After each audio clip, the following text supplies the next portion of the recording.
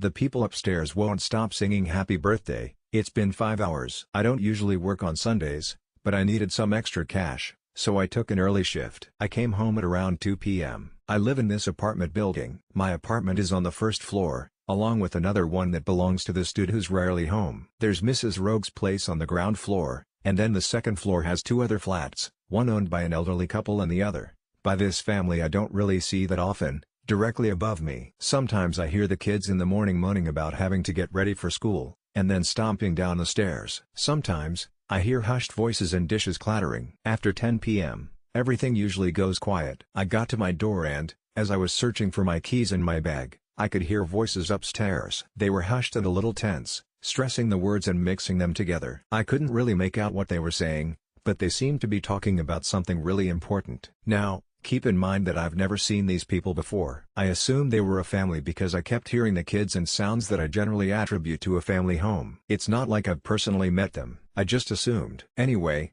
as I said, I finally got a hold of my keys and unlocked the door. Yet, I didn't immediately step inside after I opened it. I don't know why I let it swing open and remained there listening for 2 more seconds, but I'm somewhat glad I did. The moment the door was heard, the voices upstairs stopped completely, as if they were listening to me now. I remained still. We all studied the silence for a while. I heard a singular step on the stairs above. That's when my back went cold and my muscles tensed up. For whatever reason, I got the sudden urge to just go inside and shut the door behind me, which I did. Afterwards, I started putting some groceries in the fridge and doing some errands around the house. Faintly at first, then stronger, I started hearing this birthday song upstairs. I smiled and sighed. They were planning the birthday. Man, that's why they were so precautious, so nervous. It sounded like there were around 5-6 people singing, maybe, "Happy Birthday, Dear Jonah." That was cute. When they finished, they started again. I did find it weird, but I assumed that the kid had asked for it again. Kids love blowing out candles and whatever. It was an awfully long song. It kept looping until reaching its conclusion, just like the first time. It had a lot of unnecessary runs and filler, and extra lyrics. When they finished, a little pause followed. Then, they started again.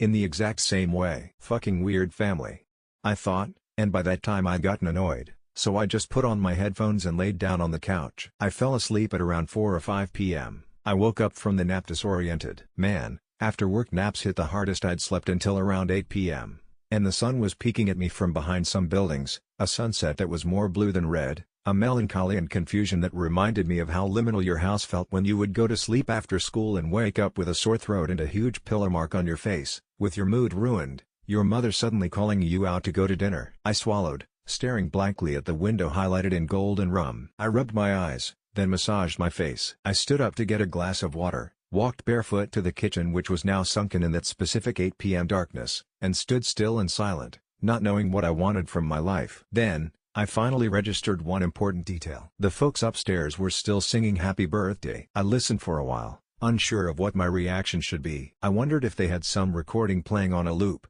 but that wasn't really the case, as each version sounded different from the previous. They really were weird, or maybe their kid was just eccentric. Maybe they were practicing for some performance. I started thinking as I said, I hadn't personally met these people before, so I had no idea what they did. Maybe they were really practicing. I put my headphones on and went on trying to make some sort of dinner, even though I wasn't really hungry and my throat still hurt. I ate, watched my show, then took a shower. Their singing had started to piss me off. It was now approaching 10 p.m., and I felt the need to go upstairs and tell them to quit it. I'm not confrontational. I really don't like telling people they upset me, and most don't have an appropriate reaction at all. I didn't want to talk to them, so I called my mom. I started telling her about my day, but she interrupted me, asking about the people upstairs.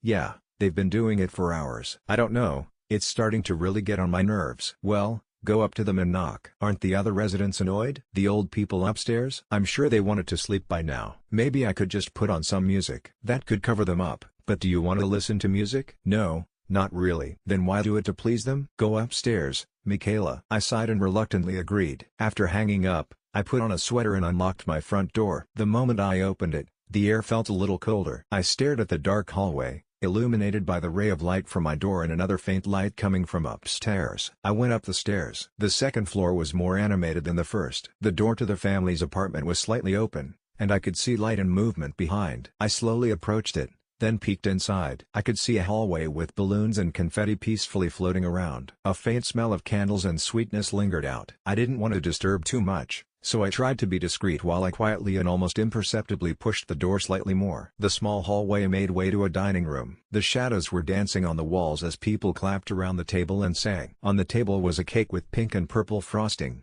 sprinkles and some writing I couldn't really decipher. The song carried on, but was hoarser than I'd remembered it. People were smiling, swaying from side to side, at the person sitting in front of the cake. The lighting was dim and pleasant, its only source being the candles. The people around were a little tense, but overall it reminded me of my own birthdays as a kid. Some boxes lay scattered on the floor. I tried to take a better look at them, or the kid. The child looked like a young boy, with a big birthday hat on. I think, could have been 10 or 12, and his face was round and stretched into a big smile. I stared for a while at the teeth. I don't know what prompted me to make that observation, but he had adult teeth, which were rotten and yellow, sticking out of his mouth in abnormal directions. His eyes were wide and red, as if he'd been crying for a while. I don't remember seeing him blink at all, in the minutes that I watched that felt like hours. He looked really shaken and tense. I'd never seen a child like that before. Never in my life. All the courage I'd had before peeking through the door had evaporated. I must have zoned out watching the scene when I was pulled away from my trance. The kid shifted his eyes from the candles, which had now almost completely melted, and looked straight at me. I felt seen like I'd never been before. My heart completely collapsed, leaving a painful knot in my chest as I made eye contact with the child. His smile slowly faded, turning into a grimace. I wanted to run, but I was somehow frozen in place. Suddenly, he blew out the candles, and the room was engulfed in darkness. I heard something shuffle in the dark towards me, gasped and shut the door behind me as I practically jumped down the stairs. The shuffling and scratching followed. I gripped the door and slammed it behind me just as something slammed into it from the other side. Eyes wide and unfocused, I barely managed to lock it as the banging started. The song upstairs had stopped. I looked through the peephole. The hallway was completely dark now,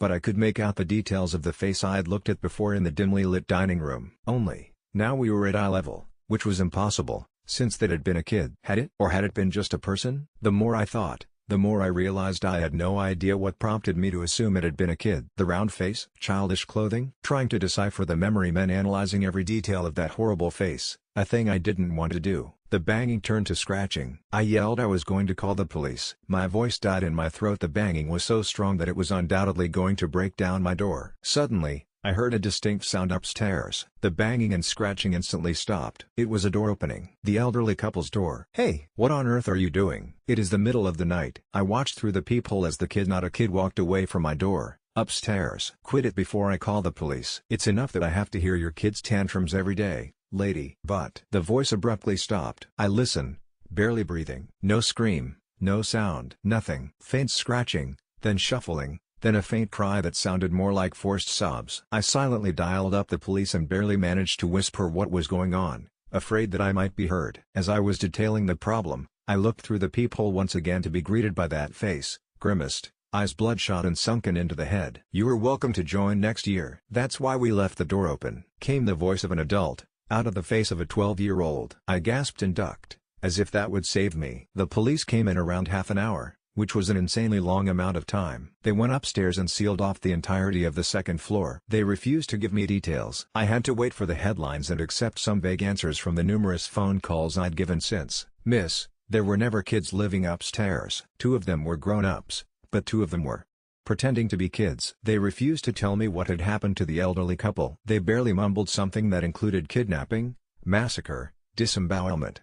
Some of the victims, which had been many, were hostages, made to play along. The presents were just pieces of flesh, toys made of bones with bows on them. One of them was a teeth necklace. "I'm going through a really hard time now, trying to move all my stuff without having to go to that place too often. I can't sell it or rent it out maybe to some true crime fanatic. I moved in with my parents, but I asked them to add extra locks to their doors and windows and security cameras everywhere. They assumed I was paranoid and suffering from PTSD. I let them believe that. However, I'd watched the security footage of that night, showing the outside of my door. The birthday boy I'd spoken to hadn't gone back upstairs. He just crawled to the window and jumped out. I don't know where he is now. I hope it goes both ways.